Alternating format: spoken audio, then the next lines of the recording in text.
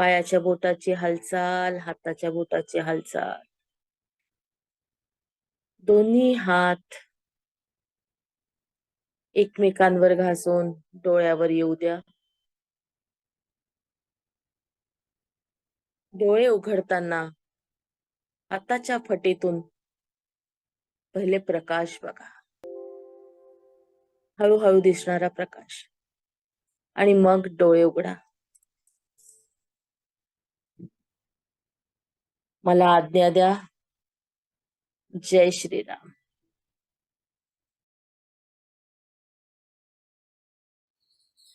सगळ्यांना माझा नमस्कार. जय श्रीराम.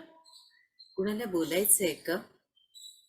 कुणाला बोलायचं असेल तर आपण आपला हात वर करू शकता. नमस्कार उज्ज्वला ताई, बोला. नमस्ते ताई. आपल्याला ध्यानामध्ये आज राम नाम भरलं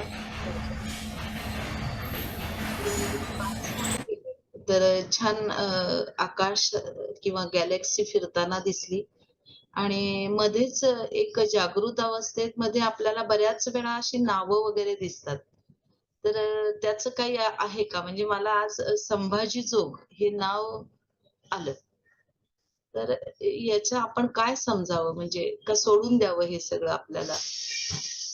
ते सोडायचं नाही. तुम्हाला खूप पुढच्या गोष्टी आता कळतात आहे.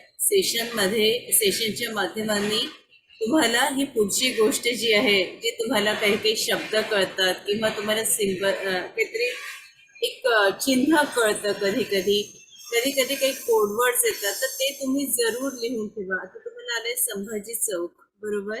हो. हा, तर एक काहीतरी तुम्हाला इंट्युशन मिळालंय की जर तुम्ही तुमचं जेव्हा मागचा जन्म बघाल तेव्हा मागच्या जन्माचा या संभाजी चौकाशी काय संबंध होता हे तुम्हाला रहस्य उलगडेल. थँक्यू ताई. आणि मागे पण एकदा ना मला आता म्हणजे महिन्यापूर्वी मी आजारी होते, ऍडमिट होते दवाखान्यामध्ये. तर मला त्यावेळेला लूज मोशन झाले होते. तर त्याच्या आधीच्या एक 7-8 दिवसामध्ये मला 2 शब्द दिसले, पित्ताश्मरी आणि प्लीहा. हे 2 शब्द दिसले. आणि मग आता पित्ताश्मरी म्हणजे पित्तखडे किंवा प्लीहा आपल्या शरीरातली. आणि मला वाटतं त्याच्यानंतर एक 7-8 दिवसांनी मला पोटामध्ये असे म्हणजे कळ वगैरे येऊन मला जुलाब झाले होते. म्हणजे तो पण मला संबंध लागला की आपलं पोट काहीतरी बिघडलेलं आहे. त्याच्यामध्ये काहीतरी नादुरुस्त होतं आणि ते बाहेर गेलं. म्हणजे आता एक मे महिन्याच्या पूर्वीची गोष्ट, म्हणजे सॉरी 1-2 महिन्याच्या पूर्वीची गोष्ट. माझ्याकडे तारीख वगैरे ते सगळं लिहिलेलं आहे. म्हणजे हे घडतंय असं. पण आता ही नावं दिसतात तर त्याचं काय करावं असं मला प्रश्न होता, म्हणून मी आपल्याला प्रश्न केला. धन्यवाद. ताई, तुम्हाला जशी नावं दिसतात तसं तुम्हाला औषधही सुचवल्या जाईल. की आता तुम्ही मला वाटतं पुष्पौषधीचा अभ्यास करताय का? मी 12 आणि पुष्पौषधी केलेला आहे. पण मला फार वेळ नाही मिळाला त्याच्यात वेळ द्यायला. माझी म्युझिक थेरपी पण झालीये. पण ते म्हणजे सगळं थोडं अजून मला वेळ नाही मिळाला. मी आता रिटायर झाले की त्याच्याकडे सगळ्याकडे लक्ष देणार आहे. मला माहित म्हणजे तुम्ही काही सांगितलेलं नाहीये पुष्पौषधीचं, पण मला असं जाणवलं की हो, तुम्ही बहुधा पुष्पौषधीचा अभ्यास करता. हो, हो, हो. खरंच. तुम्हाला त्याच्यातले औषधं कळतील, त्याचं कॉम्बिनेशन कळेल की कुठल्या औषधाबरोबर काय घ्यायचंय हे तुम्हालाच तुमचं कळेल. मला वाटतं कुणाचे अजून प्रश्न नाही आहेत, तर मी रजा घेऊ का? आजचं प्रवचन म्हणजे अगदी एक मोत्याची माळ ओवावी तशी होती. अतिशय सुंदर, अतिशय तरल, आणि ती श्रीरामाच्या चरणी ताईबाई वाहून निघून गेल्या. बहुधा त्या रामकथेला जातात आहेत. नंतर मी रजा मागितली. मी आपली सगळ्यांची रजा मागते. धन्यवाद. जी नवीन मंडळी आली आहेत त्यांना खूप खूप मनापासून स्वागत, आपलं सगळ्यांचं स्वागत. धन्यवाद, धन्यवाद, धन्यवाद. जय श्रीराम.